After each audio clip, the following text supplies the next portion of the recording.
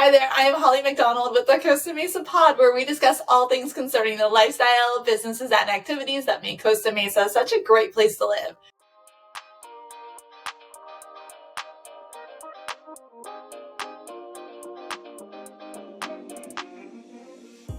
Today I have Erik Escobar, special guest. Hey, how you doing, Erik? Hello, very happy to be here. I decided to dress up, but I'm like Costa Mesa casual, no tie. You know what I mean? A little emotional here. So excited to be here, very stoked. I'm a new Orange Countyan, so I love Costa Mesa, and it's like my favorite little part of town. Amazing. Well, in case you can't tell, Erik is in the business of comedy. And so Erik's going to share a little bit more about his projects, what he does, how he fits into Costa Mesa, everything that he offers. So Erik, tell us a little bit about yourself. For sure, yeah. I'm a comedian. I've been doing it since I was 18, so a whole 2 years. All right, I'm 20 years old. I look great. No, I've been doing it for about 15 or so years, and it's great. I go on the road a lot. I travel all the time. And when I got married, my partner and I decided to set up base in Orange County. We used to live in LA, and it has been an absolute treat. I love it. The Orange County comedy scene is very strong and very powerful. I think everyone's like, oh, Hollywood's what's up, but Orange County, Costa Mesa, you guys got a lot of good stuff. Yes. Well, and I'm interested because I had moved here. I mean, it's been 15 years now, but I had moved to Orange County from LA. And, Nice.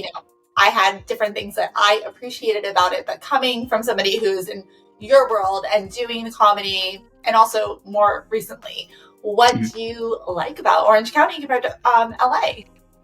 I feel like I'm showing up to every gig 30 minutes early because there's not traffic out here like there is traffic out on the 405. I feel like when you're on the west side, when you're in the valley, when you're driving through LA downtown, you leave everywhere super early because you got to get places. Here, I'm like, oh, it's free. It's open. There's a Chipotle. It's a Starbucks. It's glorious. I'm a big fan of it. I think the LA comedy scene is so vibrant and so big, and they get a lot of love. And Orange County has a lot of great comedy, a lot of great comedy clubs, a lot of great comics. I know you spoke with Rob at the Improv Collective, one of my favorite spots in Costa Mesa. And it's really, really cool. People sleep on OC comedy, but it's alive and well. I love it. Yeah, I think a lot of people think of Orange County as just the suburbs. It doesn't have a lot going on like LA or downtown San Diego. But honestly, I feel like the whole coastal region has just exploded. There's so much population, and people are just bringing all of their interests to where they're living. So that's really cool. Yeah, it's great. I think when the before times happened, 2020, 2021, it was a hard time. A lot of comedy everywhere took a really big hit in terms of there would be these bar shows, independent shows, and comedy is essentially boiled down to let's get as many people in a small room as possible to laugh and breathe on each other, which isn't the best thing. So I think comedy took a big hit for a while, and then when you started to see it come back, 2022, 23, 24, a lot of these little venues started to pop up. And I think a lot of places are still recovering. They're very different when they were in 2019, 2018. But OC, I started out here. And I feel like it's just grown and gotten bigger even with the pandemic. Growing up in LA, when I first wanted to do comedy, I was like, well, let me hit up the clubs in LA. Let me go to Hollywood. And that's what I did. And it was great. But I found that I could go to Hollywood or go to the Valley and maybe get 3 minutes on an open mic, 5 minutes on an open mic, or come to some really cool rooms in Anaheim, Fullerton, Costa Mesa, and maybe get 10 minutes, maybe get 15 minutes. So even though I was an LA guy, I really cut my teeth and got strong and developed in the Orange County scene. I still love being here. It's great. It's amazing. And to see it grow and be even bigger than it was when I started is beautiful when so many other scenes have maybe gotten a little smaller, changed up a little bit. Awesome. Yes. And so I watched some of your stuff on Instagram. Tell us a little bit about your experiences and your background. Totally, totally. So I'm half Filipino, half Mexican. I call myself the Mexipino millennial. And I talk a lot about my culture and background, growing up from two different but also kindly similar cultures was kind of a blast. It's kind of great. I love talking about that. I love talking about my huge passion for professional wrestling. I'm a big fan of professional wrestling. And I feel like the biggest thing, especially in the last few months, is I have a newborn. He's 3 months old today. His name is Ryder. He's the best. I love him so much. But really noticing in my act how I'm talking a lot more about him and parenthood and the experience it was like when I was in my 20s and free and single to now when, having a party is, oh, I got to take a nap today. Yeah. It's definitely been a fun, wild time. And a lot of those experiences are coming out in my stand-up now, which has been fun. It's different. I love it. Well, and I feel like that will play in really well in the Orange County scene too, because a lot more people are like settled down and like have their families, it's just the suburban lifestyle to some degree. So I know my life changed a lot when I had kids too. And it's like the things you talk about, like, how many dirty diapers can you talk about? And like, is that really interesting? But like, it is. This is so many people. I feel like we're in kind of a cool, weird club. You know what I mean? Like, I feel before having kids, I would, here's a fart joke, whatever. And then when I, post having this beautiful baby, this experience, you're like, wow, these are experiences that I really value, I really love, but I can't just talk about this with my 21-year-old nephew. You know what I mean? Or my cousin who's 18, like, they just don't get it. So to have a joke about experiencing a blowout for the first time or how annoying latching can be and breastfeeding in the first couple weeks, it really endears me, and I think is very communal when other parents get to like hear those types of bits, which is a fun world to be a part of. I'm super new to it, so woo, cool. Welcome to the club. Now you've got more content. Yay. All right. Sleepy content. I love it. I am so tired. It's great. I'm sure. Well, 3 months, it'll get better, but it doesn't feel like it in that period for sure. Everyone says that. Always hear like, oh, it'll get better. 4 months, great. 6 months, great. And I believe it, but also y'all are sneaky because when me and my wonderful partner were pregnant, everyone was like, oh, pregnancy is so great. The beauty of life. I'm like, what are you guys talking about when you're in it? Oh, this is a lot. This is so much. It is, but it's great. And you will have so much more content moving forward. Like every phase, there's something new. And what's cool is that, I know you document a lot of like your comedy acts and whatnot. So you'll actually have it documented and remember it. Because a lot of us, we're just going through a blur, when we're up at 3 a.m, but you're going to have some of this content like in your shows and play it out. So that's really cool. For sure. Something that I do love about comedy in general is like to travel all the time. Before parenthood, I was on the road 2-3 weeks a month, every month. It was great. And my little is I love going to like theme parks and like I love those kitschy, weird experiences. I love arcades. I love museums. Being in Orange County, we're so close to Disneyland. We love that. We got Buena Park not too far away with Knott's Berry Farm. I am looking at things now as I drive around OC of like, oh, when he's 5, I really want to take him to the Discovery Cube. Or, oh, this zoo, on the way to Tustin is the Santa Ana Zoo. This is pretty fun. As a Costa Mesa as a Orange Countyite, what would you say are like the fun things to do or to look forward to with a little toddler who might want to explore Orange County? Oh my gosh. Well, there are so many parks. Disney is obviously up there. My kids are they have passes. They go a lot with their dad and they love it. Yeah, we're really spoiled with all the theme parks and even just like the beaches and all of the events. Because there's where we live, even, in LA too, because of the weather, there's always events going on. There's always something free or something to pay for. And like the kids you can run out all of their energy. It's so amazing. There's a lot of cool spots. In fact, I have not been to Discovery Cube yet. That has been on the list for a while. So you might beat me there, but it definitely looks really cool. Recently, they have dinosaurs. They have a Shake Shack. Oh, it's great. The Shake Shack's more of an earthquake thing, but I thought it was a burger thing. Regardless, it's a very fun time. I like it. Love to Discovery Cube. Sponsor the podcast. Hey, come through, guys. Send us all tickets. It'll be great.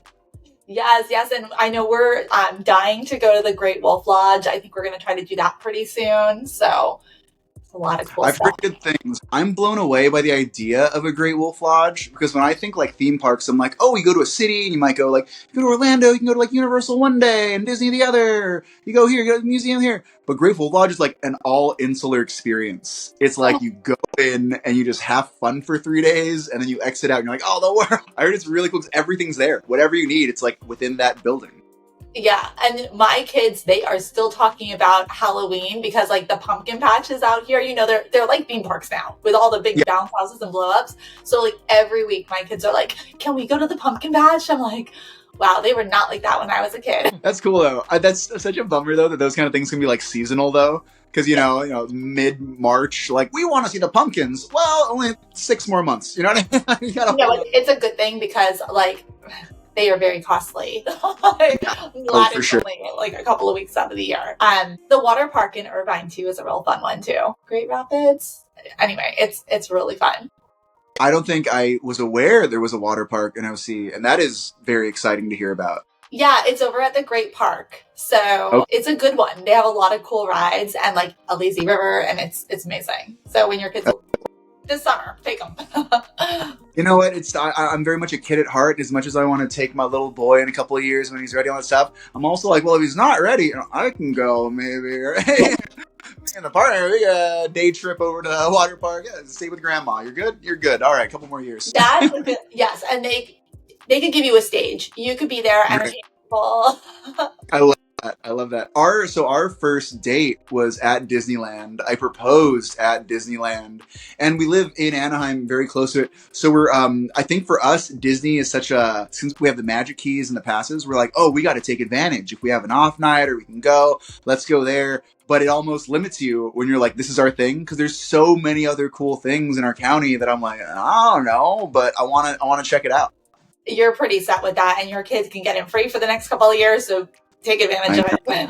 It's going to be great. We're going to be putting a little bonnet and a binky on him at 5 years old. He's 3, I swear. He's 2.5. Yeah. He's There's running a lot around. of tricks.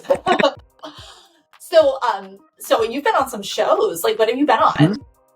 Yeah, I'm actually, the latest project I was on, super stoked to be a part of Beast Games with Mr. Beast. It's the #1 show in over 80 countries right now, which is very exciting. You're interviewing me right now because if it was next week, it might be 79. You know what I mean? So I'm just glad we're striking the iron while it's hot.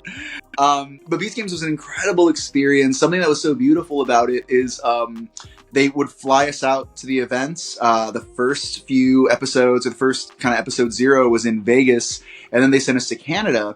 And I was flying out of SNA, and I would see other people wearing like a Feastable shirt or a Mr. Beast hat. And they're kind of like, oh, you. And then we finally got to Canada, and I feel like in terms of SoCal love, Orange County had a ton of representation. LA had a couple people. We love you, LA. You're great. But OC really represented in the Beast Games. So out of the 1,000 of us, 2,000 of us, if you're watching, know there's a lot of 714 love out there. All right, cool. We're other than that, I've been doing a bunch of fun stuff. I was on Fuse TV's Fresh Faces of Comedy way back when. I was on Last Comic Standing when that was around. And the comedy game is so fun. Doing TV, doing all that kind of fun stuff is a really exciting part of it. And I love it so much and want to do more of it now that I'm a father, so I can like stay in town and not travel as much. But it's wild because you can have a great year and then a horrible year and then a fantastic 2 months and then a weird 10. So you're kind of bouncing around, trying your best at it. Oh yeah, I'm sure it's just it's a lot of just probably rejection, but also excitement. It's like a roller coaster, but it's so cool that like you're so passionate about it. And I want to know like what got you into comedy. Was it something that you were always like skillful at or had like a desire to do? So my dad was a cool guy, is a cool guy. He's a great guy. He's very quirky though. He's a quirky, wonderful gentleman. And he loved jokes. And I remember he had 2 jokes, maybe 3 on a good day.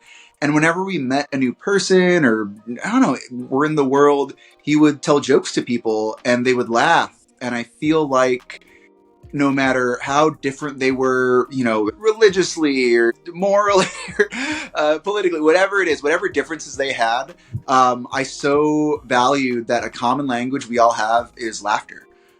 We can be completely different, not agree on the same things, but if we can tell a joke to each other and understand each other that way. We can have a chat. We can go grab a drink. We can, go to a happy hour. We can, take a walk. Like, no matter who you are, I feel like comedy is it's so unifying. And it shows us that, like, whatever differences we have, like, we can still get on the same page and laugh about this. So growing up with that perspective is something that I'm super grateful for. And it was just something that I always really valued. Like, it's this superpower. Like, I don't care if you're the odd one out in a situation, you're in a room with people you don't know. If you can make people laugh, you have a community and you have friends. And that's what I kind of chased. I did high school football. I left football to join the improv team in Drama Lab. Let's go. That's the tough one. Stand up in college, still do a lot of improv today, but I was doing a lot of improv and stand up in college. Stand up felt like the big thing when I graduated, is like what do I want to do? Like, if I had to choose, like, do I want to work in the music industry? Do I want to get an internship here? Do I want to do this? I didn't know what I wanted to do, but if I had to choose one, let me just give comedy a go and see how it works out. And that was 15 years ago or something. So it's been a fun journey and I love it, but it's highs and lows, my friend. Highs and lows. Yeah. Mm-hmm. Well, Rob had told me too that he had been in football and everything, and then in college kind of switched over to improv. So it's kind of similar in a way. I think it's interesting when you are socially. I feel like if you grow up and you're like a big kid, everyone's going to ask you, like, oh, do you play football or do you play basketball? You know what I mean? It just comes with the territory if you're like a tall male in the teenage world of today. Yeah. So I like a lot of, not pressure, but just kind of like there's this expectation, like, since I'm a bigger boy, join football, do sports, because that's what you do. Typical Southern California story. One day it rained, and because it rained, we canceled football practice because we're in the LA area and rain is very scary. So we ended up canceling football. I think I was waiting for my dad to pick me up, and there was like an hour and a half gap. So I hung out in the theater because it was raining and it was dry, and they had like an improv kind of theater workshop. Did that, quit football the next day, and I was like, I'm a theater kid. This is what's up. I like this a lot. Oh, wow. That's awesome. What a cool story. And so do you have any, like, either like celebrities or people that you look up to in the comedy world that have like shaped you in any way? Whoa, yeah. Good question. It's weird. I feel like there's personally for me, how I define it, and, some other comics and comedians, whatever, I feel like, comedian is kind of like someone who generally is doing comedy. You know what I mean? That can be someone on SNL. That can be someone doing improv, someone doing sketch. A writer can be a comedian. I feel like a comic is a very almost like direct, like, this is a stand-up thing. You know what I mean? Like, if you're a comic, you do stand-up. If you're a comedian, you could be whatever you want. I feel like in terms of comedian, some big influences, Ben Stiller. One of my favorite shows right now is a show called Severance on Apple TV. They're not paying me for that. I just think it's a great show. Go watch it. One of my favorite movies growing up was Mystery Men. I remember Mystery Men or The Cable Guy. And Ben Stiller, Zoolander. Ben Stiller was always like this force in the world where I was like, if I could have a career or have a body of work that makes people happy, like Ben Stiller's work has made people happy, that would be really cool. On another weird note, my dad loved Laurel and Hardy. He was an older guy, so I grew up on, Laurel and Hardy, Buster Keaton, all that kind of, older comedy. In terms of comics, there's so many people that I would love to give a shout out to. There's so many influences that I have, but I like to boil it down and tell people that in terms of comics, I love jokes. There are great storytellers out there. There are great people who do amazing act outs and, are very performative and amazing. That's awesome. But for me, you give me a Mitch Hedberg, an Emo Phillips, a Stephen Wright, a Jimmy Carr, just fast, hard jokes. And that warms my heart like no other. So that's typical of stand-up and comedy that I'll be kind of attracted to if I'm looking to listen to something. And so I know you mentioned that you've done some work here in Costa Mesa, like at the improv and everything. So what are your thoughts on Costa Mesa from what you've seen of it and, what your view of it is after moving down here from LA?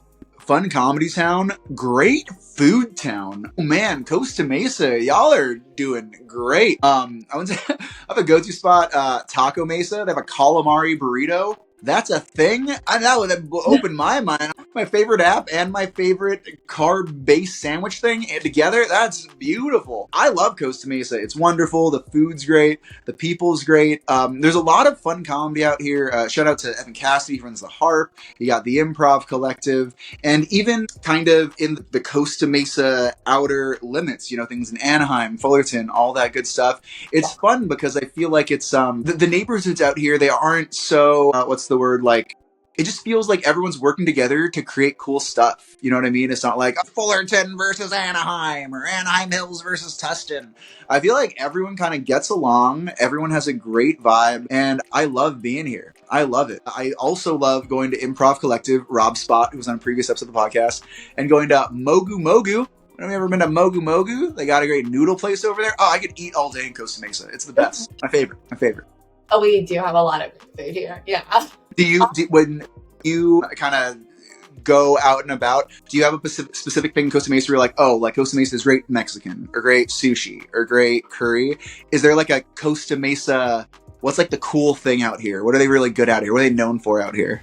I think, well, I would just say in general, we're known for having pretty much like every different cuisine. I mean, I'm sure some are missing, but for the most part, you're going to find such a wide variety. So anything that you're in the mood for, like we have Argentinian, we have Japanese, we have Chinese, we have Mexican, we have, I mean, just every different thing that you're in the mood for. You can find it here, which is really, really cool. And they all do it really well. So plus, one of the things I really like is that a lot of the places are very, like, they set a scene. Like it's not just, yes, there are hole in the walls and those have their own vibe to them for sure. And some of them are very authentic, but then there are other places that just make it like a fun experience too.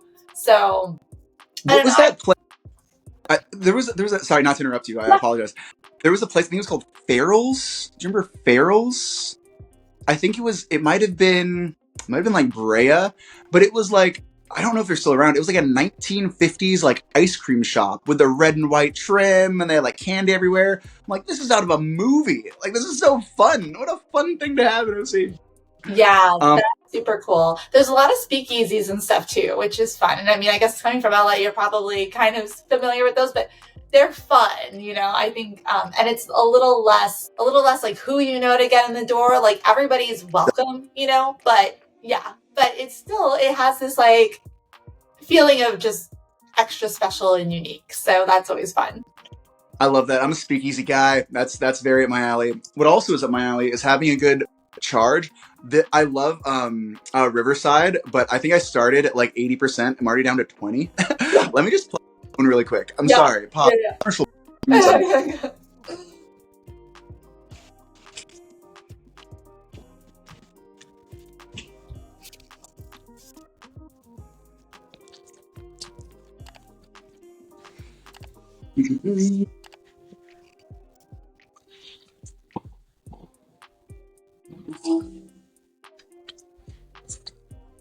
Sorry about that.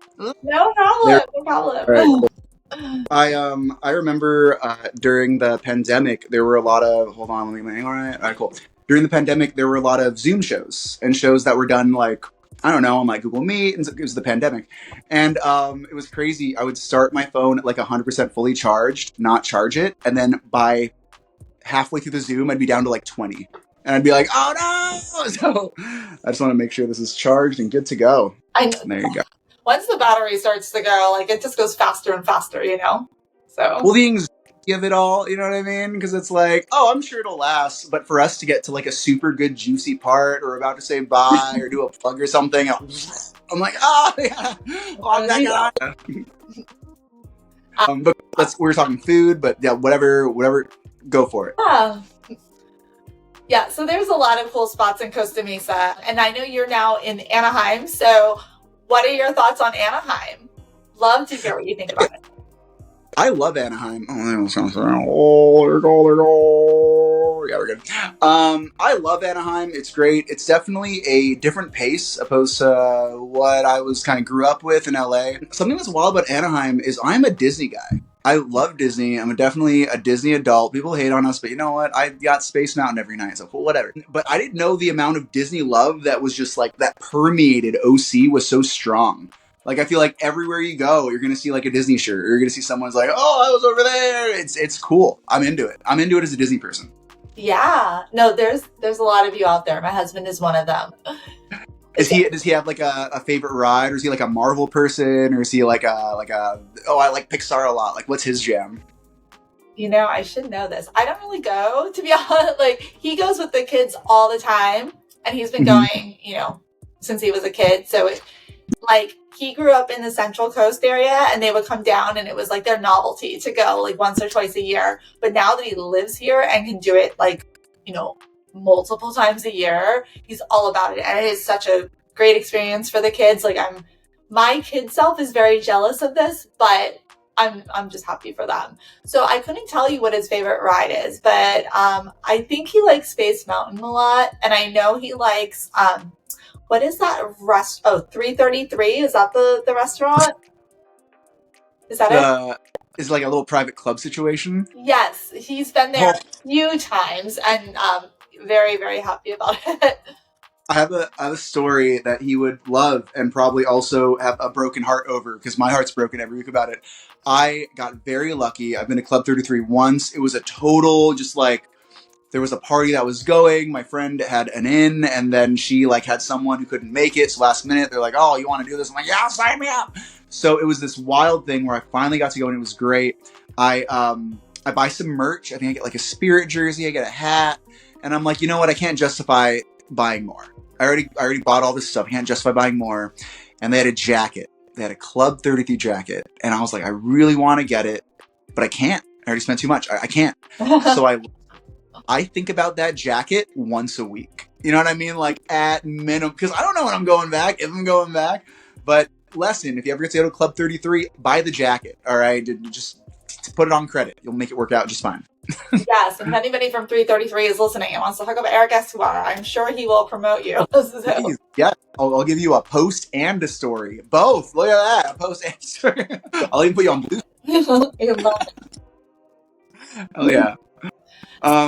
Where can people find out more about you or see you in your comedy? Tell us where everybody can find you at. Perfect. So I am found at Erik Escobar on Instagram. It's Erik with a K, ErikEscobar. A couple things I would love to plug within the beautiful Costa Mesa OC community.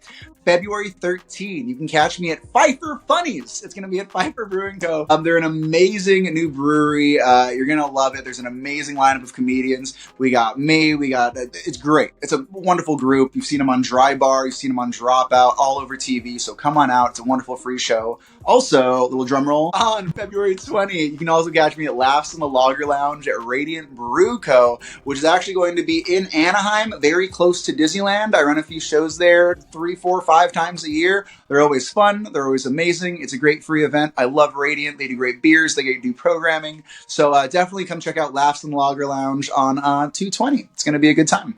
Awesome.